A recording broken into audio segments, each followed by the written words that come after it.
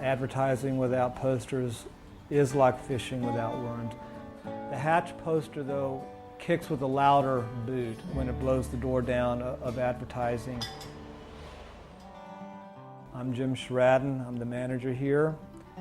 I run one of America's oldest letterpress printing shops since 1879 right here in downtown Nashville. Walk in our door, you might see Kathy saying hello, or you might see a cat sleeping on the mat. You're also going to see so many letterpress posters, and that's what we do here. We design and print posters using this wonderful archive here. Look around on the walls, you're going to see posters from 1928, posters from 2008, and a little bit in between. In the multiple decades that I've been here, the staff has grown. Now we're up to about 10 folks that work here. We have interns from all over the United States, sometimes from Europe. They could come from Switzerland, or you could be from Salina, Kansas, where I'm from. Our cats are here because we had a rodent problem, and their names are Huey, but I call him Whiskers, and the other one is Meow because the big kitty needs a little kitty cat girlfriend. So here we are in the 21st century. What makes Hatch a unique place is the fact that everything is done here by letterpress, by hand cranked, hand inked, hand trimmed, hand wrapped, and we call the customer from a rotary telephone. We balance not only our responsibilities as designers and printers, but we also have a responsibility to the heritage of the shop. I like to think that we're in a working museum here.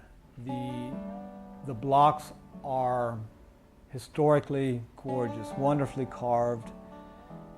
We can make them come to life again by putting ink on them, keeping dust off the backs. And that's our goal here, is to not only honor the heritage of the shop, most importantly though, we are able to create posters every day, all day long here, using this wonderful living archive. Jim's motto is preservation through production. So we still keep everything in motion. We don't just let it sit around, we don't sell it off.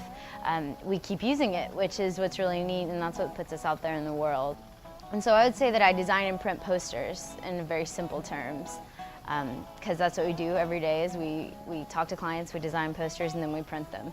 But of course it is more complex than that. You know, when you go into it, you say that you use wooden and lead type in order to typeset posters, and then you place it in a press bed, ink up the press, and then roll each poster through one at a time. And it helps to explain that it's a very labor-intensive process, that from beginning to end it takes at least a week, if not two, from getting the job and looking at the copy and thinking about it for a few minutes to printing the poster. So that helps people to understand how it differs from offset printing or digital, which you can have in 3 days.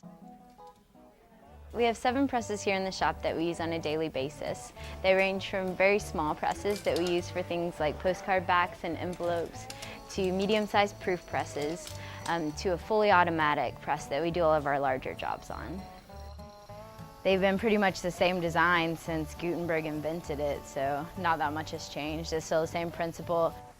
I'm registering each poster with these grippers right here at the top of the cylinder and with this guide right here, and that keeps everything lining up just right because I have already printed the first color, so it's essential that the second color fall into the right place.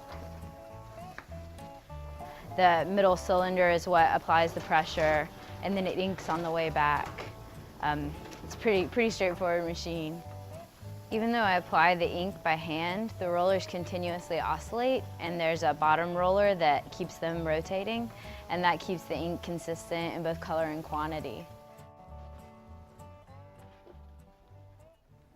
Historically, posters were used for advertising, and that's its main purpose. But they're also used as a commemorative item. They remind you of a specific event, whether it's a wedding or that great concert that you just saw. And there's something that you want to take home and take care of. If you walked in and looked over our shoulder and at the clipboard of work, and you'd see, gosh, they do 600 plus jobs a year and entertain over 50,000 people that walk in the front door. That you can get a letterpress wedding invitation, you can get a letterpress save the date, You can get a letterpress baby announcement, or you can get a Bruce Springsteen poster done here. And our customers could be any of the above. The venue, the client, the celebrity, a little of everything.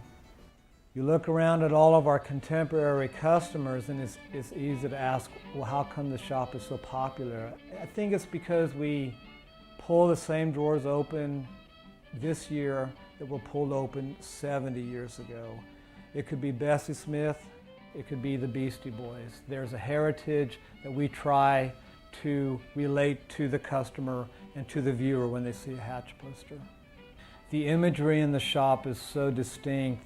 It's a combination of old wood blocks that we have here, and while we don't introduce new typefaces because I don't want to pollute the integrity of the original archive, we're all carving new blocks all the time. Something to add, something new, and create today's archive for the next generation.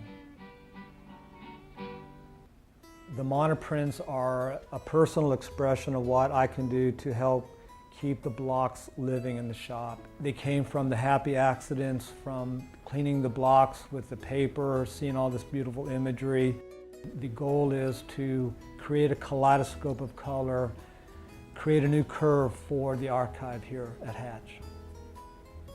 I call this the quilted one sheet. So this is 25 sections of different wood blocks. Once you get the idea, it's more math than anything else. Each one is unique, so that's why I call them monoprints. But there are similarities in a few of them. Preservation through production, even if it's the production of one. All these blocks are welcome again, back into the eyes of all of us folks in the 21st century.